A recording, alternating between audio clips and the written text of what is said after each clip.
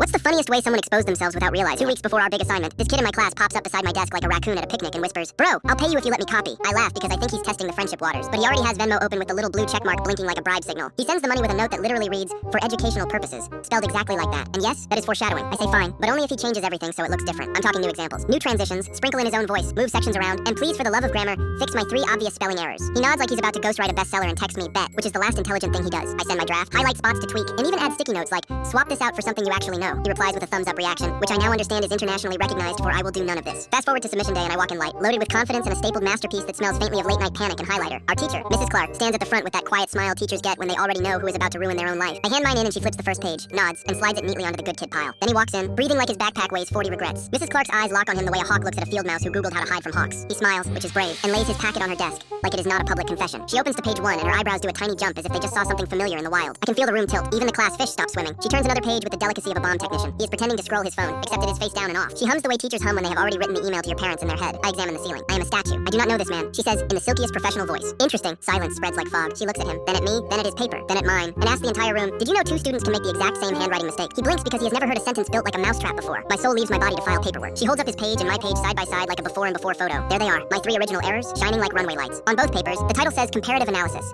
which is not a real word unless you are me at 2 a.m. with a keyboard and hubris. On both papers, the body says specifically, which has 1 F in reality but 2 F's in my chaos brain. And my personal favorite, in both conclusions, the sentence, as previously mentioned, stands proud like a misspelled billboard on a highway of shame. She says the words slowly, savoring them like a chef plating dessert. The exact same, down to the misspelling. Someone whispers, "Oh no," in the back like a sports commentator. My friend Mason coughs into his sleeve and it sounds like busted. Mrs. Clark closes both packets and taps the edges perfectly straight like she is squaring a coffin. He tries to smile again, but it looks like a paper cut. She says, "Would you mind staying after class?" while maintaining eye contact that could cut glass. He nods so hard his hair agrees to a plea deal. Class begins in a normal way that feels like a prank. We review, we discuss, we annotate, and he is taking notes like that will rewire history. Meanwhile, I am living my best invisible life, hyper-focused on the wall clock like I am doing surgery on time. At one point he leans over and whispers, "Bro, I pretend to fly is more interesting than any human conversation available on Earth." He tries again. "Bro, this is crazy. I write the date on my paper 4 times and underline it in different colors. When the bell rings, people move slowly because nobody wants to miss the after-credit scene." He shuffles to her desk like someone approaching a judge with a smoothie coupon. She lifts the packets again and asks, "How did your handwriting mistakes copy themselves?" He says, "What if it's like coincidence?" She says, "What if it's like academic dishonesty?" He says, "What if I just naturally spell bad in the same way he does?" She says, "What if you also naturally forgot to change his page numbers, his header, and his reference to his own last name on page 3? He goes pale like a printer test page that failed. I stare at a poster about growth mindset and consider growing into a plant. She flips to the references and points at a citation formatted in a way only my stubborn brain would attempt. "Quick question," she says. "Do you 2 often cite the same source by calling it